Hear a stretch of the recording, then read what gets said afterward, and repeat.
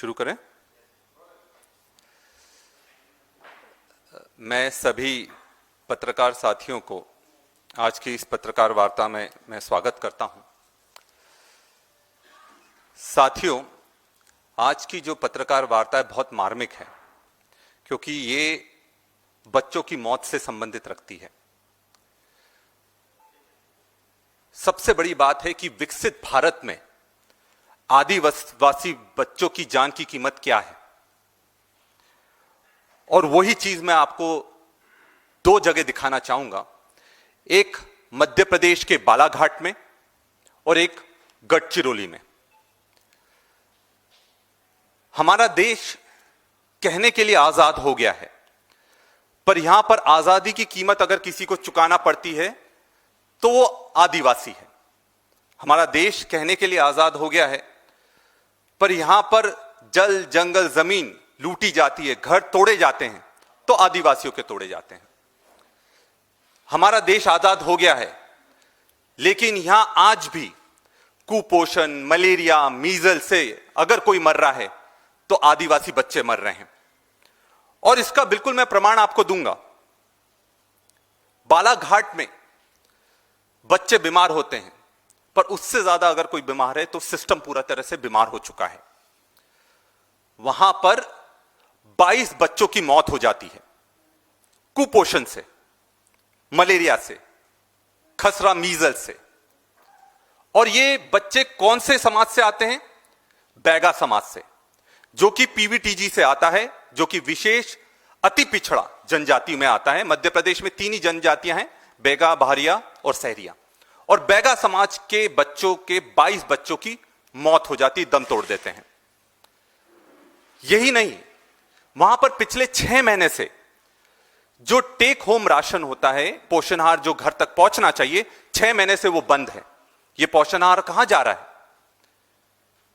वहां पर सबसे पास में जो पीएचसी है, जो प्राथमिक स्वास्थ्य केंद्र है, वो 20 किलोमीटर दूर है।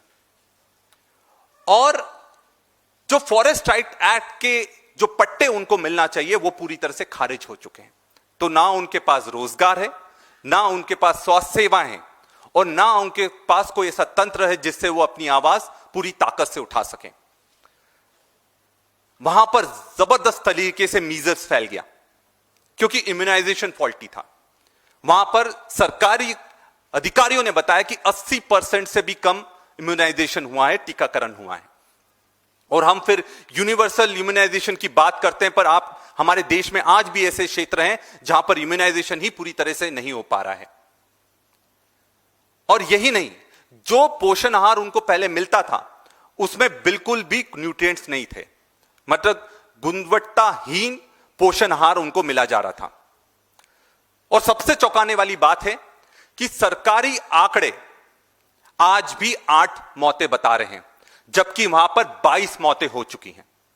और जैसा कि मैंने आपसे शुरू में कहा कि इस विकसित भारत में आदिवासी बच्चों की जान की कीमत क्या है, तो 20,000 रुपए है। सरकार की तरफ से हर परिवार को सिर्फ 20,000 रुपए दिए गए, जबकि गलती किसकी थी? उन बच्चों की नहीं थी, गलती पूरे सिस्टम की थी, जो लगातार हजारों करोड़ रुपया आदिवासियों को आता है। बैगा विकास प्राधिकरण में करोड़ों रुपया आता है, वो पैसा कहां जाता है आज तक किसी को भी मालूम नहीं है। और दुख की बात यह भी है कि हमारे देश के जो राष्ट्रपति हैं द्रौपदी मुर्मू जी, वो खुद आदिवासी हैं। मध्य प्रदेश के राज्यपाल खुद आदिवासी हैं, गुजरात से वो आते हैं, वो भी आदिवासी हैं। और ऐसे राज्य में ही कुपोषण से 22 बच्चों की मौत हो जाती है। और एक और बहुत चौंकाने वाला आंकड़ा मैं आपके सामने रखना चाहूंगा, क्योंकि मैं भी उस राज्य से आता हूं, वहां से एक विधायक हूं। ये विधानसभा में मैंने सवाल करा था कि प्रदेश के आदिवासी ब्लॉकों में और परियोजनाओं में कुपोषण निवारण हेतु 2020 से 2025 तक कितना बजट दिया गया और उसमें से कितना खर्च हुआ। यह सवाल का जो उत्तर आएगा आप सब चौंक जाएंगे। उन्होंने जो जवाब दिया है कि जो कुपोषित बच्चे हैं या फिर अति कम वजन के बच्चे हैं, उनको हर दिन 12 रुपए का पोषण आहार दिया जाता है। 12 रुपए। आजकल तो इतने में चाय भी नहीं आएगी, आप समझ रहे हैं, क्योंकि चीनी महंगी हो गई है। 12 रुपए कुपोषित बच्चों को दिया जाता है बस पोषण आहार, जिसमें 2 केले भी नहीं आ पाएंगे। और उसके बाद यह भी उनने जवाब दिया कि महिला एवं बाल विकास विभाग द्वारा आदिवासी ब्लॉकों में इस परियोजना हेतु कोई भी बजट का प्रावधान नहीं है। मतलब सरकार जहां पर सबसे बड़ा आदिवासियों का जो प्रदेश है, वहां पर महिला बाल विकास विभाग के पास इसके लिए कोई भी बजट नहीं है। और ये केंद्र सरकार से आता है। जब हमने मंत्री जी से सवाल करा तो वो कहती है तो केंद्र सरकार से नहीं आ रहा, इसलिए हम नहीं दे पा रहे हैं। और यह भी कहा कि जो पूर्णवास केंद्र होते हैं, न्यूट्रिशन रिहैबिलिटेशन सेंटर्स होते हैं, वहां पर जो कि बहुत ज्यादा कमजोर बच्चे आते हैं, उनके इलाज के लिए कुल मिलाकर 980 रुपए खर्च करे जाते हैं। अब आप मुझे बताइए, आज के दिन में 980 रुपए में इलाज हो सकता है क्या? बिल्कुल नहीं हो सकता है। और यह इसलिए संवेदनशील है क्योंकि आज कुपोषण जैसी बीमारियों के कारण हमारे बच्चे इस देश में मर रहे हैं। दूसरा मैं उदाहरण आप सबके सामने रखना चाहूंगा महाराष्ट्र का। महाराष्ट्र में गढ़चिरौली में 3 बच्चियां जो कि अपने हॉस्टल में, जो कि ट्राइबल हॉस्टल है, जनजातीय हॉस्टल है, उनमें सो रही थी और उनको सांप ने डस लिया और उनकी मौत हो गई। और सबसे बड़ी चौंकाने वाली बात है कि वहां पर बिस्तर की भी व्यवस्था नहीं है। और यह सब दूर की हालत है जो आदिवासी हॉस्टल्स हैं, क्योंकि देखो आदिवासियों के पास शहर में जब पढ़ते हैं या कहीं पढ़ाई करने जाते हैं, उनके पास हॉस्टल्स के अलावा कोई तरीका नहीं है कि वो अपनी पढ़ाई आगे बढ़ा सकें। तो वहां पर एक ही कमरे में 70 से ज्यादा बच्चियां सोती थी, जमीन पर सोती थी, और जमीन पर सोने के साथ साथ उनको बिस्तर का भी किसी तरह से कोई प्रावधान नहीं था। तो इस घटना में 6 बच्चियां इससे अस्पताल में भर्ती करवाई गई थी, उसमें से 3 बच्चियां मर गई थी। सोचने वाली बात यह है कि यहां का प्रभारी मंत्री कौन है? गढ़चिरौली का प्रभारी मंत्री कौन है? गढ़चिरौली का प्रभारी मंत्री वहां के मुख्यमंत्री देवेंद्र फडणवीस हैं। और वहां के प्रभारी मंत्री वो क्यों बने? क्योंकि खदानें वहां पर हैं।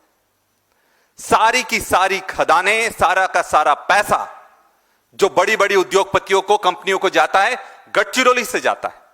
तो खुद मुख्यमंत्री जी वहां के प्रभारी मंत्री बन जाते हैं और वहां पर हॉस्टलों की इतनी बुरी हालत है कि वहां पर सांप के डसने से बच्चों की मौत हो रही है।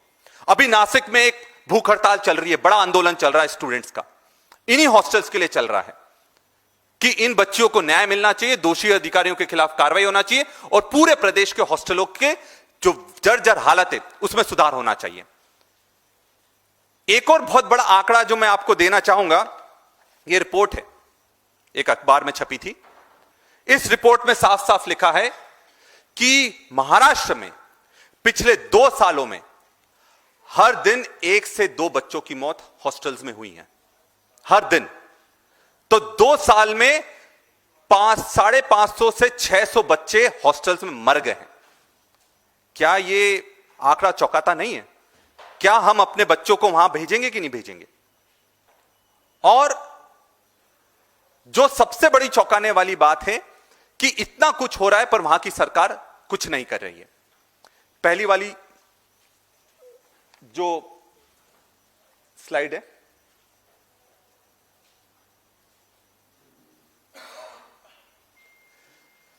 ये आप देखिए, इसमें जो आपको मेरे उल्टे हाथ पर जो सब लोग दिख रहे हैं, इन सब के बच्चे मर गए। ये आपके बच्चे भी हो सकते थे, हमारे बच्चे भी हो सकते थे। तो निश्चित तौर पर इस पर हमको पूरी तरह से अपना ध्यान भी आकर्षित करना चाहिए और इस पर अपना ध्यान फोकस कर इसका निवारण भी करना चाहिए। कुछ के यहां, इन लोगों में से कुछ के यहां पर दोनों बच्चे चले गए, 2 ही बच्चे थे, और कुपोषण में दोनों बच्चे, कुपोषण मीजल्स में दोनों बच्चे खत्म हो गए। और एक और चौंकाने वाला इसमें आंकड़ा जो मैं आपको बताना चाहता हूं, वहां पर आंगनवाड़ियों में 3 साल से कोई भी आंगनवाड़ी कार्यकर्ता नहीं है। तो हम जो कहते हैं कि ये विकसित भारत है, हम लोग विश्व गुरु बन रहे हैं, ये भाजपा का भारत है, ये बीजेपी का भारत है, ये मोदी जी का भारत है जहां पर कोई भी प्रताड़ित नहीं है, तो ये उसकी सबसे बड़ी तस्वीर है जब हम अपने बच्चों को पोषण आहार तक नहीं दे पा रहे हैं। और हमारी मांगे एकदम साफ हैं कि इसकी विशेष कमेटी बनना चाहिए बालाघाट में और गढ़चिरौली में, ताकि दोषी अधिकारियों पर कार्रवाई होना चाहिए। ये ऐसी कमेटी नहीं हो कि कमेटी बन गई उसके बाद उसका कुछ नहीं हुआ, उस पर तत्काल प्रभाव से दोषी अधिकारियों पर कार्रवाई होना चाहिए। और हर हॉस्टल का एक सेफ्टी ऑडिट होना चाहिए, क्योंकि हॉस्टल्स के सेफ्टी ऑडिट कब से नहीं हुए होंगे ये आप खुद देख लीजिए। मैंने मध्य प्रदेश में ये डिमांड करा था कि सेफ्टी ऑडिट होना चाहिए। जब सरदारपुर में 2 बच्चों की मौत हो गई थी करंट लगने से, वो गीजर खुला था उसमें हाथ डाला, करंट से वो मर गए, ये हमारे मध्य प्रदेश में हुआ। तो आप ये जानकर बहुत चौंक जाएंगे, सरकार की तरफ से जो आया कि हमारे यहां पर सेफ्टी ऑडिट का कोई भी रिकॉर्ड नहीं है।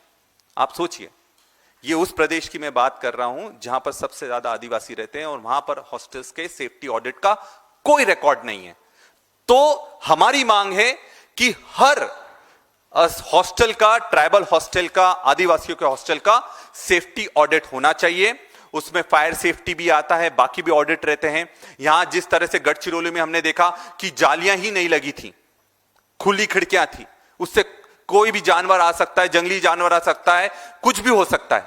तो ये चीजों का हमें निराकरण होना चाहिए, क्योंकि ये देश पर सबसे ज्यादा पहले किसी का अधिकार है तो आदिवासियों का अधिकार है, क्योंकि सबसे पहले वही मालिक थे। और आज उस देश में अगर आदिवासियों की यह हालत है तो आप समझ सकते हैं कि हमारा देश कहां जा रहा है। और सही मायने में यह सवाल तो बनता है, क्या सही में हमारा देश विकसित है? क्या सही मायने में हमारा देश सबके लिए आजाद है? बहुत बहुत धन्यवाद। अगर कोई पत्रकार साथी इसमें सवाल करना चाहते हैं तो कर सकते हैं। Thank you.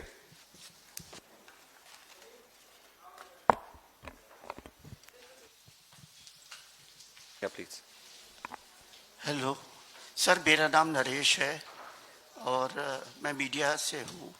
मेरा ये क्वेश्चन है सर कि जैसे आपने कहा कि पोषण जो है वो बैड नरिशमेंट जो है वो हमारा एक दुश्मन टाइप है, लेकिन अभी बीजेपी ने कुछ ये स्कीम चलाई थी कि चावल में कुछ प्रोटीन डाल देना या कुछ और आटे में प्रोटीन डाल देना।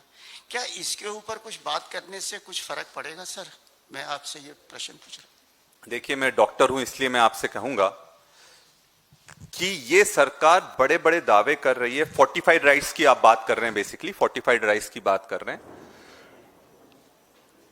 आज सबसे बड़ी दुख की बात यह है कि मिड डे मील और पोषण आहार में सबसे ज्यादा घपला हो रहा है।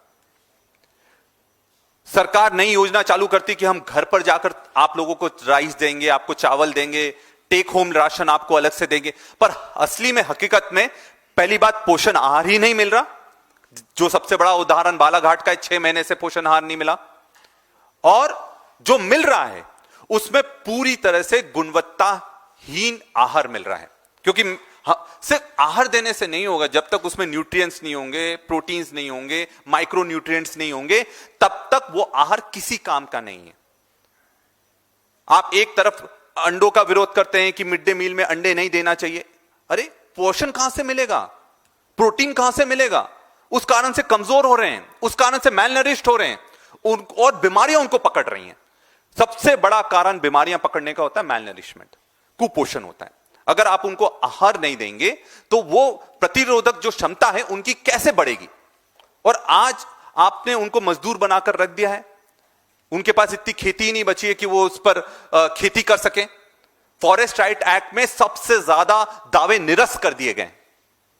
सैटेलाइट इमेजरी की बात करते हैं, 2005 के जो दावे हैं उनको भी खारिज कर दिया आपने। तो हकीकत यह है कि आप उनको रोजगार के साधन नहीं दे रहे हैं। मनरेगा में जो थोड़ा बहुत उनको रोजगार मिलता था, आज वीबी ग्राम जी आने के बाद 50% उसमें रिडक्शन हो गया है। 50% कम हो गए हैं जो लोग उसके लिए आते हैं। तो आप बताइए, ना उनके पास जमीन है, ना उनके पास रोजगार है, ना बच्चों को देने के लिए पोषण आहार है, तो वो बच्चों को पालेंगे कैसे और उनके बच्चे जीवित कैसे रहेंगे? Thank you.